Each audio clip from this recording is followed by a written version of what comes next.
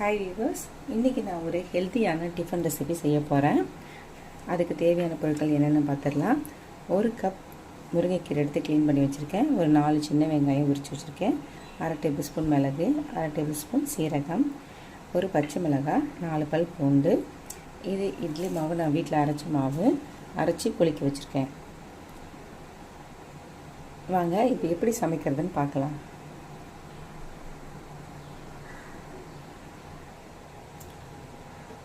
முதல்ல ஸ்டவ் பற்ற வச்சுக்கோங்க. ஒரு பேன் எடுத்துக்கிறேன்.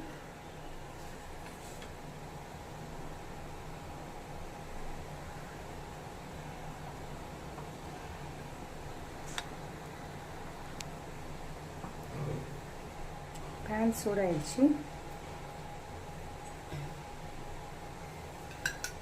இதில் ஒரு 1 டேபிள் ஸ்பூன் ஆயில் ஆட் பண்ணிக்கிறேன்.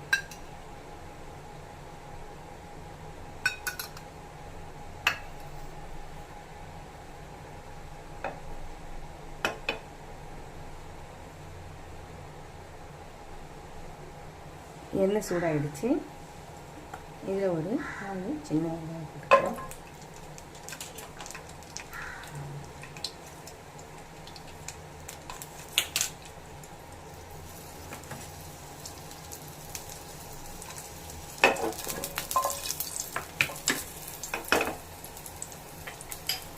ஒரு 4 பல் பூண்டு ஆட் பண்ணிக்கிறேன்.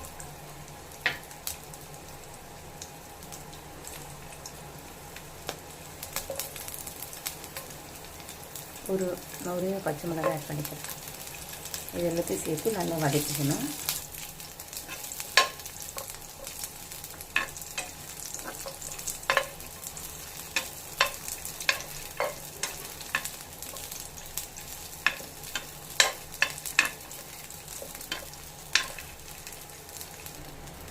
இப்போ லைட்டாக வதங்கிடுச்சு எல்லாமே.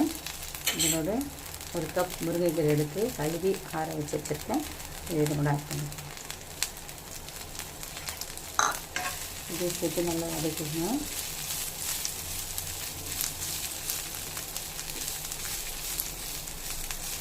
நல்லா வதங்கி கீரை நல்லா சுருண்டு வரணும். இந்த ஸ்டேஜில் 1/2 டேபிள் ஸ்பூன் மிளகு, 1/2 டேபிள் ஸ்பூன் சீரகம் ஆட் பண்ணணும். இதையும் சேர்த்து நல்லா வதக்கிக்கணும்.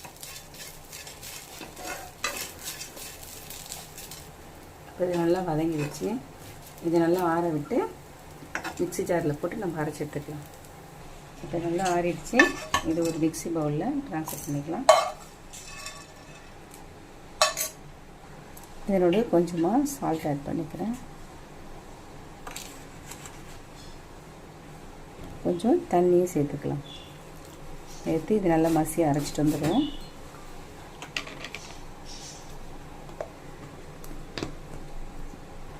இப்போ நான் அரைச்சிட்டு வந்துட்டேன். இந்த அளவுக்கு நீங்கள் அரைச்சா போதும். இதை நான் தோசை மாவோட மிக்ஸ் பண்ணிக்கிறேன்.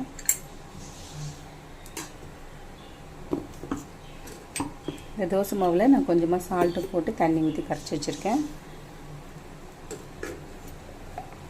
இதோட இதையும் சேர்த்து ஆட் பண்ணிக்கலாம்.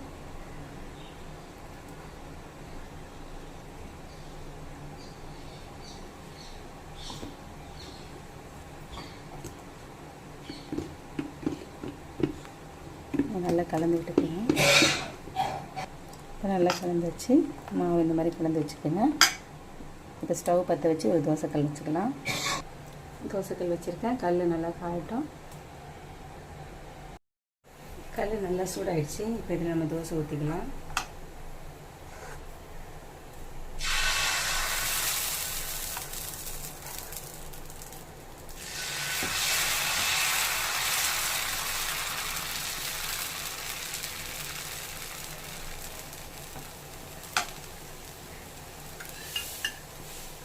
சுற்றி எண்ணெய் ஊற்றிக்கோங்க.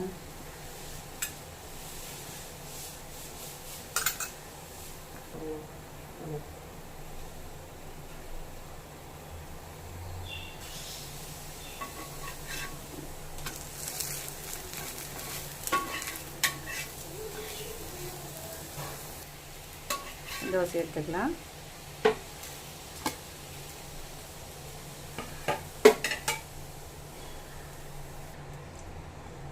இதே மாதிரி நம்ம ஒரு தோசை ஊற்றி எடுத்துக்கலாம்.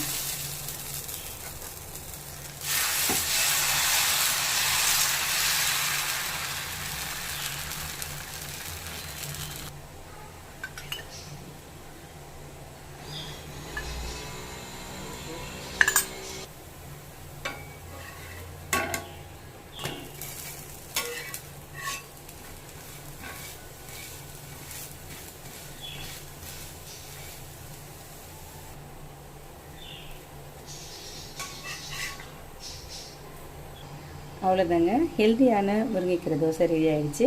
நான் இன்றைக்கி வீட்டில் அரைச்ச பருப்பு பொடி வச்சுருக்கேன். நீங்கள் உங்களுக்கு தேவையான சட்னி எது வேணால் அரைச்சிக்கலாம். கார சட்னியாக இருக்கட்டும், தேங்காய் சட்னியாக இருக்கட்டும், எந்த சட்னிக்கு நீங்கள் இந்த தோசை வச்சு சாப்பிட்டாலுமே செம சூப்பராக இருக்கும். இது நல்லா கிறிஸ்பியாகவும் இருக்கும், டேஸ்டியாகவும் இருக்கும். கீரை சாப்பிடாத பிள்ளைங்களுக்கு நீங்கள் இந்த மாதிரி செஞ்சு கொடுத்தீங்கன்னா நல்லா விருப்பமாக சாப்பிடுவாங்க. நீங்களும் உங்கள் வீட்டில் இதே மாதிரி ட்ரை பண்ணி பாருங்கள்.